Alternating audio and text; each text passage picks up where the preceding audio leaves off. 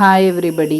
ഈ ക്ലാസ്സിൽ third sem BA BScക്കാരുടെ Kanupriya എന്ന കൃതിയിലെ പൂർവ്വരാഗിലെ പെഹ്ല ഗീത്തിൻ്റെ സമ്മറിയാണ്, ഷോർട്ടസ്റ്റ് ആയിട്ടുള്ള രീതിയിലുള്ള ഒരു സമ്മറിയാണ് ഇതിൽ കൊടുത്തിരിക്കുന്നത്. അത് നമുക്ക് പരിചയപ്പെടാം. ധർമ്മവീർ ഭാരതിജി ആണ് ഈ ഒരു കൃതി എഴുതിയിരിക്കുന്നത്. धर्मवीर भारती जी की प्रसिद्ध कृति है कनुप्रिया, जिसमें कृष्ण की प्रिय राधा की अनुभूतियों की गाथा बताई गई है. കൃഷ്ണൻ്റെ പ്രിയയായിട്ടുള്ള രാധയുടെ അനുഭൂതികളാണ് ഇതിൽ പറഞ്ഞിരിക്കുന്നത്. इस रचना में नारी के मन की संवेदनाओं और प्रेम की नैसर्गिक सौंदर्य का अप्रतिम चित्रण किया गया है. ഈ കൃതിയിൽ സ്ത്രീയുടെ മനസ്സിലെ പലതരം ഇമോഷൻസും അതുപോലെ തന്നെ പ്രേമത്തിൻ്റെ നാച്ചുറൽ ആയിട്ടുള്ള ബ്യൂട്ടി വളരെ നല്ല രീതിയിൽ ഇതിൽ കാണിച്ചിട്ടുണ്ട് എന്നാണ് ആ വാക്യങ്ങളുടെ അർത്ഥം വരുന്നത്. पहले गीत में राधा पथ के किनारे खड़े अशोक वृक्ष से पूछती है कि वह क्यों इतनी देर से पुष्पहीन बनकर राधा की चरण स्पर्श का प्रतीक्षा कर रहा था. രാധ വഴിയുടെ അരികിൽ നിൽക്കുന്ന ആ അശോക വൃക്ഷത്തിൻ്റെ അടുത്ത് ചോദിക്കുന്നുണ്ട്, പുഷ്പഹീനമായിട്ടുള്ള രീതിയിൽ എന്തുകൊണ്ടാണ് ഇത്രയും കാലം രാധയുടെ കാൽ സ്പർശം കിട്ടാൻ വേണ്ടിയിട്ട് നിന്നത്. और क्या वह जान नहीं सका कि राधा तो उसके लिए धूल में मिल चुकी है.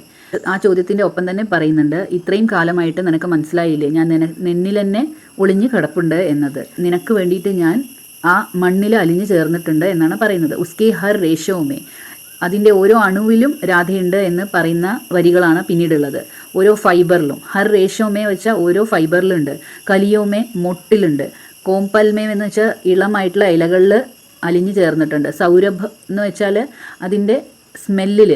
അതുപോലെ ലാലി ബൻകർ സോയി ഹെ, ഉണ്ടാവുന്ന പൂക്കളിൽ ആ ചുവപ്പ് പൂക്കളാണ് അശോകവൃക്ഷത്തിൻ്റെ. അപ്പോൾ അതിലും രാധയുണ്ട് എന്ന് രാധ ഈ വരികളിൽ പറയുന്നത്. രാധ तो मधुमास की प्रतीक्षा कर रही थी कि प्रस्फुटन से अशोक वृक्ष में छा जाए, लेकिन अब वह दुखी हो चुकी है क्योंकि अशोक वृक्ष को कुछ याद ही नहीं. രാധ ഇത്രയും കാലം മധുമാസത്തിൻ്റെ സ്പ്രിംഗ് സീസണിൻ്റെ കാത്തിരിപ്പിലായിരുന്നു. കാരണം ആ സ്പ്രിംഗ് സീസൺ വരുന്ന സമയത്താണ് അതിൽ പൂക്കൾ നിറയുന്നത്. അപ്പോൾ രാധ അതിലൂടെ ഈ അശോക വൃക്ഷത്തിൽ പൂക്കാൻ വേണ്ടി കാത്തു നിൽക്കുകയായിരുന്നു എന്നാണ് പറയുന്നത്. പക്ഷെ ഇപ്പോൾ രാധ ദുഃഖത്തിലാണ്. കാരണം അശോക വൃക്ഷത്തിന് ഈ കാര്യങ്ങളൊന്നും ഓർമ്മയില്ല. और उसके जावक रचित पैरों ने स्मरण करा दिया कि राधा उसी में लीन है.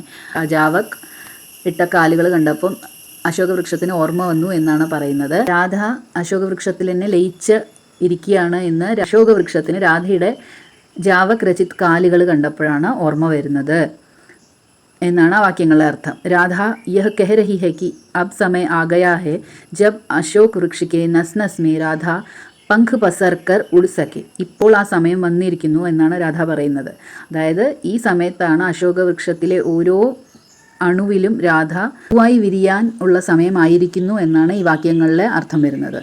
पंख पसरकर उड़ सके और उसके डाल डाल में लाल कलियों की गुच्छे बनकर खिल जाए. ഇപ്പോൾ ആ സമയം വന്നിരിക്കുന്നു, അതിൻ്റെ ഓരോ ബ്രാഞ്ചസിലും നിറയെ പൂക്കളായിട്ട് വിരിയാനുള്ള സമയമായിരിക്കുന്നു എന്ന് രാധ അശോകവൃക്ഷത്തിനോട് പറയുകയാണ് ചെയ്യുന്നത്.